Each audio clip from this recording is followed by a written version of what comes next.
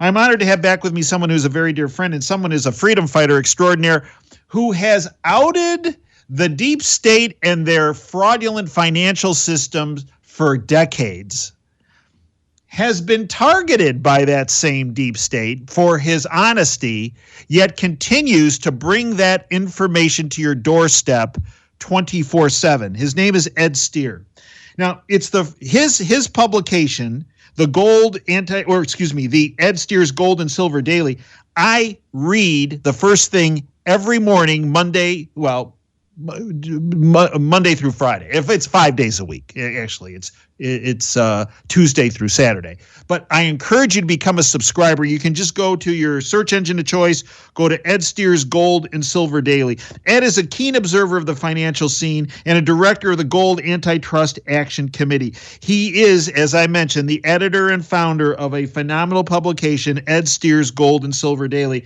It's my honor to welcome back Ed Steer to the Operation Freedom platform. Ed, welcome back. Hi, Dave. Good afternoon to you and to all your listeners. Okay, Ed, so this week there was a massive outage of the interbank payment system. The Federal Reserve's critical system for interbank payments, which serves as the backbone of virtually all money transfers in the United States, this past week went down as trillions of dollars in payments suddenly ground to a halt. The powers that be want us to think that this was not a big deal. Ed, what's your take on this? Well, I'll tell you what, it doesn't matter whether it was deliberate or whether it was an accident because, as you know, all computer systems, whether it be banking or whatever, do have their outages from time to time. So it could certainly be that. So I'm not going to jump all over it saying that it was something else. But what it does show is that even under normal circumstances, when a banking system or the Federal Reserve's payment transfer system goes down, in normal circumstances, one can only imagine what stress it's going to be under when things become abnormal.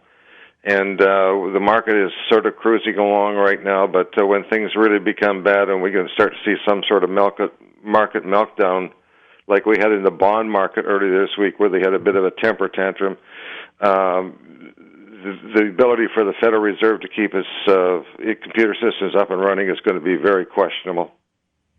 Well, and you mentioned the temper tantrum in the bond market.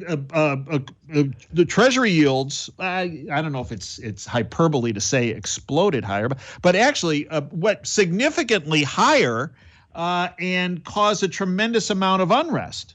Let me say something to that right now. It was basically, I consider it a foreshock of what is to come. Before you get a major earthquake, you always get a series of minor foreshocks. Well, what we saw in the bond market on that 7-year bond offering was an absolute disaster. And if you don't mind, Dave, I'm just going to read a paragraph from Doug Nolan's commentary on Saturday, which basically outlines what you were talking about.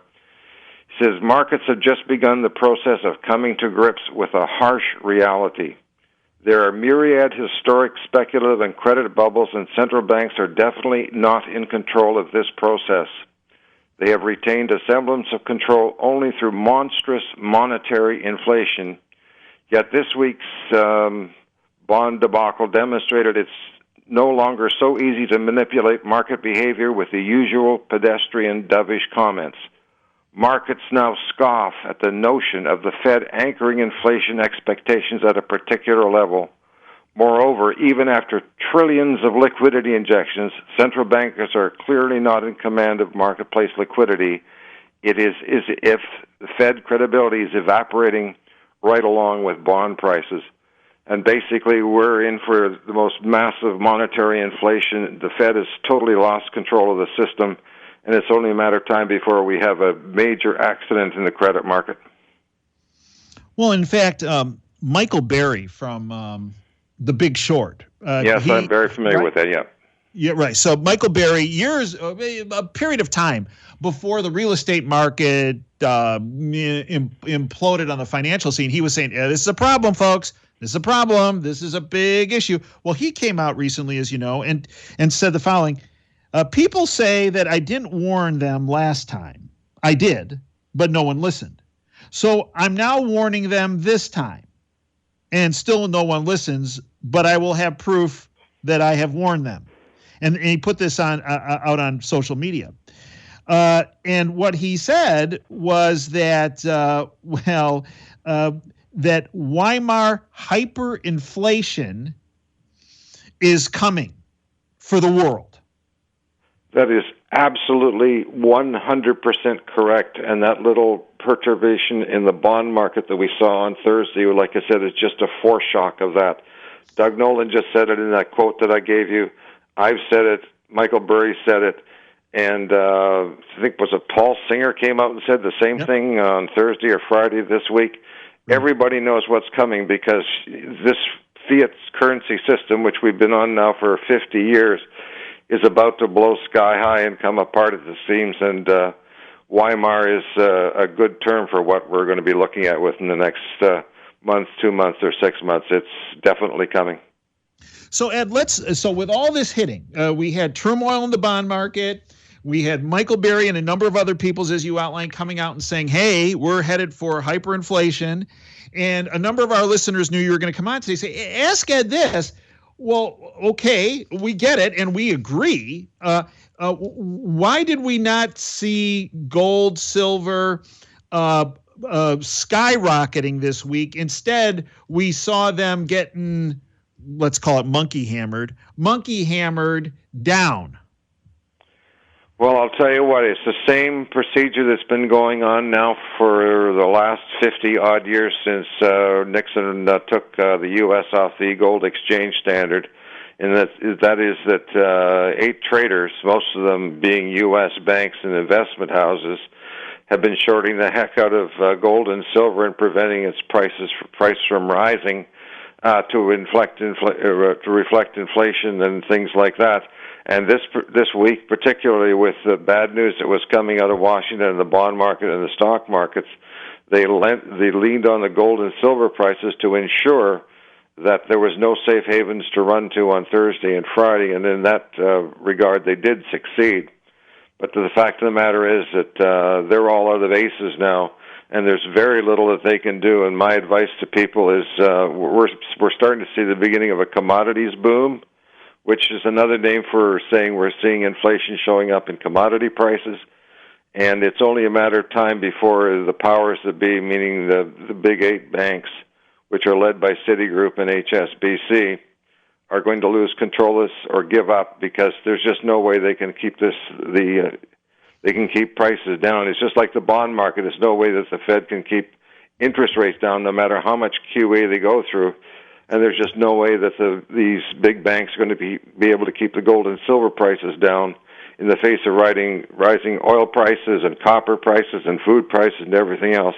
They're just delaying the inevitable, and the day is certainly going to come when they'll lose control and prices will be to the moon. And you have been monitoring the financial scene for decades. When you look at where we are today and where we have been through those decades of you observing the if you will, the tundra of what's occurring in the financial world, if 10 is ultimate stability and 1 is, well, we're on quicksand, where are we on Ed Steer's scale at this point? We're slightly under 1. Basically, the system is no longer stable, and there's absolutely no way out for the central banks of the world. They must remember the phrase from before. It was either print or die. Well, yes. Now it's reached the stage where it's print and die, because there's nothing they can do. The entire financial system is about to come unglued, not just in the U.S., but worldwide as well. So we're going to see, like I said, massive inflation here in the days ahead. So basically, we're at 1 or less. You know, Ed, I mentioned you are the founder and editor of Ed Steer's Gold and Silver Daily, first thing I read in the morning. And I want to read for our listeners something you said in yesterday's publication. Here's what you concluded with. The Fed and the U.S. Treasury and now the ECB have signaled that even more money printing is coming down the pipe as they've thrown the proverbial Economic 101 textbook out the window. That means nothing but inflation, most likely massive inflation as far as the eye can see is right around the corner. Although the banks have been the cork in the bottle holding precious metal prices down for decades now, it would appear, in my opinion, that they're preparing to exit stage left, and those selected few will be saved by the Exchange Stabilization Fund. And if there's not enough money there, then the Fed and Treasury can just print more to bail all of them out. I mentioned the fact that there has always been the possibility that the powers that be could close the COMEX, that's where paper contracts are traded, and allow precious metals to trade for a period of time without a futures or options market attached to them. And that scenario is still on the table as a possibility, but it's an either-or situation at this point, because no matter which door is chosen, it's given that precious metals prices in particular, and all commodity prices in general, have 50 years of price catch-up to make up for since Nixon put an end temporarily to the convertibility of the U.S. dollar for gold in August 1971, end quote. Well, when I have time to sit down and think about how I'm going to do things when I'm writing, I can take my time. When I'm on radio, it's a little more difficult. But that's, in a nutshell, that's what everybody is saying, is that we're going to see massive inflation because the central banks of the world no longer have any choice. If they want to keep the stock markets propped up, they have to print money endlessly. But the bond market has finally woken up after a slumber of the last 30 or 40 years and said, hey, we're not buying this anymore. You can take your bonds and shove them because these yields are ridiculous. We can see all the inflation out there. We know it's there. We know it's like not the 1 or 2% or 0.5% you say it is. It's like 3, 4, or 5%, and you're going to give us 1.2% on these stinking bonds where you can take them and stick them where the sun don't shine. So we're going to see massive increases in interest rates, and the stock market's going to crater. Bonds are, like I said, there's a major accident coming up in the bond market because they just aren't buying it anymore, and precious metal prices and all commodity prices are going to do, like I said, 50 years of catch-up in the next 6 months to a year. And, Ed, for years you've been talking about when you look at the physical price of a precious metal, you cannot be conned by the paper price of a precious metal. Absolutely. And you have preached this for decades about the fact that there is this dichotomy. Well, Ed, that dichotomy has gotten to be, significant. The difference between a paper price of silver and gold and the physical price of silver or gold at this point. Oh, yes. If you go out and try to buy a physical ounce of silver and a physical ounce of gold right now, the premium on them is absolutely enormous. But setting that aside, I can tell you right now that the paper price of precious metals is only a fraction of what it would be if they were allowed to trade freely in the COMEX futures market. And like I'll just reiterate again, is if it wasn't for those 8 large traders, most of being banks, U.S. banks, precious metal prices would be far higher than they are today, and they will get far higher than they are today as soon as they give up control one way or another. But my advice to people, I know you're going to ask me this question later, is despite the premium, to save themselves, they have to go out and they have to buy physical metal if they can find it. Ed, you're, I believe, the only person who talks about rhodium, right? Yeah, I mention it once in a while because it's way up there. Was it $25,000 an ounce last week?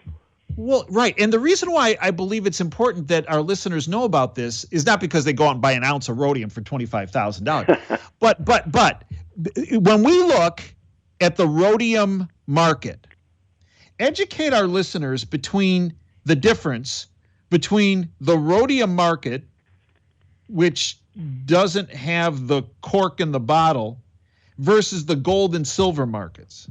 Sure. Let me just explain quickly that rhodium is a member of the platinum group of precious metals along with iridium, platinum, and palladium. And they trade in what's called the spot market in London. There's no futures market. There's no options market attached to it. So the big bullion banks have absolutely no control over its price. So it trades on what's called supply and demand fundamentals. something which the other four precious metals aren't allowed to do. And right now it's trading at $25,000 an ounce. Now, I'm not suggesting that gold should be at that price, but platinum's at, what, $1,100 or $1,200, and palladium's at, what, $2,100 or something like that? I don't know what the true free market price of platinum, palladium, gold, and silver would be, but I can tell you that if there wasn't a futures and options market against it, and these big eight traders weren't there, I can absolutely guarantee you their prices would be astronomically higher than they are today. That's the difference between a free market in a product like rhodium, the platinum, another platinum group of precious metals, and the rest of the precious metals, which are controlled by the big eight traders on the COMEX in New York. And that takes us back to that great summary statement that I read that you put in Saturday's, your Saturday column, your Saturday edition of Ed Steer's Gold and Silver Daily, when you said it would appear, in your opinion, that these banks that have been keeping the cork in the bottle, the precious metals that you spoke about, gold, silver, platinum, palladium, that they're preparing to exit stage left. Well, Ed, if they're going to exit stage left, we have a situation that can maybe not be similar, but rhyme with what's been occurring in rhodium. Oh, there's no question about it. There's nobody, the prices of gold and silver have been controlled through almost all of recorded history, going back hundreds and hundreds of years. Nobody knows what the true free market price of gold, silver, or platinum, or palladium are in the free markets, because there are no free markets. And at some point, if they decide to let prices rise in a free market, then we're going to see what their true supply-demand fundamentals are. And the only thing I know for absolute fact is that if allowed to trade freely, silver, for instance, which is the most shorted commodity of the planet from a COMEX futures market perspective, will be many, many, many multiples of what it is currently selling for today. So that's why I'm urging people to buy it regardless of the premium. And Ed, you look behind the curtain, right? You look behind the curtain at the numbers that are reporting by the CFTC and their Commitment of Traders report. You look at all the data. You look at what the mints are producing and the like. The big elephant in the room that nobody wants to talk about, except you and several others, is JPMorgan Chase. Right. Where is JPMorgan Chase positioned right now? Because we know over the years in the past, they heavily have shorted silver and gold. Yeah. Well, here's the story in a nutshell. Up until 2008, when the Fed and the Treasury Department asked JPMorgan to take over Bear Stearns before it failed, because up until that point, Bear Stearns was the biggest silver and gold short in the market, and they were the ones that were controlling the price. And JPMorgan was asked to take over the firm in order to prevent the prices from blowing sky high, because if Bear Stearns had gone under, the liquidators would have been forced to go in and close out their positions in the COMEX futures market, and of course, that would have driven prices to the moon and the stars. And so Jamie Dimon was asked to come in and save the company. Now, this was all discovered by silver analyst Ted Butler way back when, and he's been on JPMorgan's trail ever since. And, of course, since then, and up until, I think it was March last year, JPMorgan was always the biggest short holder in the COMEX futures market, and they were basically the short sellers of last resort that prevented prices from getting out of hand. But last March we had that big swoon of $300 or $400 in gold and $12 or $13 or $15 in silver, and the associated platinum and palladium, and that was JPMorgan in the market rigging prices lower, and now they are 100% out of their short positions. As a matter of fact, as of Friday's Commitment of Traders report, Ted says they were actually long 5,000 contracts in gold and basically market neutral in silver. So they're no longer the cork in the bottle. It's the remaining big eight traders, two of the biggest being Citigroup and HSBC. And basically, they're not the bad guys anymore, but they're just sitting there watching for this thing to melt down. And they have Ted says they have 1 billion ounces of silver under their control and about 30 million ounces of gold. And they're going to walk away from this thing smelling like a rose when they really should be in jail. And as you mentioned in your summary review, that when this hits, you said the ones that are left in the trying to hold the cork in the bottle and the cork goes off. Well, the Exchange Stabilization Fund, which, boy, I'll tell you something, you never hear that fund mentioned on Fox Business News or CNBS or Reuters or Bloomberg, but they can help bail them out. And if that's not enough, well, the Fed and Treasury can always produce more funny money. Yeah, absolutely. The Exchange Stabilization Fund is a secret fund that was came into being in 1933 when gold in the U.S. got confiscated. It's run by the Treasury Department and the Treasury Department, and I can't remember who else is the President, the Treasury Department, and the President. And they can do whatever they want in the markets at any time, any place. And when something needs to be done that has to be done in secret, that's the fund that does it. And I think that's the fund that will be used to save out the too big to fail banks when the prices of silver and gold start to really skyrocket. And what do you see on your radar screen as being some of the next big financial shoes that are going to drop? This past week, we saw the bond market. As we mentioned earlier in this interview. What's in store for us? Do you think the next big shoes to drop? Well, the biggest shoes, and you've mentioned them. How big a shoe do you want besides the international debt market, the bond market? Mm-hmm. The credit market out there is the biggest financial bubble the world has ever known by many, many orders of magnitude. And right behind that is the valuations of the stock market, not just in the United States, but all over the world. And on top of that, we've had the suppression of commodity prices since 1971. So I don't need to look any further than those three things to know that when those three things finally decide they're going to go back to reality, and we're going to see, everything in the paper market, bonds and stocks burn, and commodities rise to where they should be in value. That will be the biggest financial reset of all time. And like I pointed out with JPMorgan's big stashes of metal, they're perfectly positioned for that day, and it's coming soon. Ed, I'd like to thank you for everything you have done, are doing, and will do. Folks, I encourage you. I'm a paid subscriber. It's a great bang for the buck. It gives you insight you'll never get from any other source. Ed Steers Gold and Silver Daily.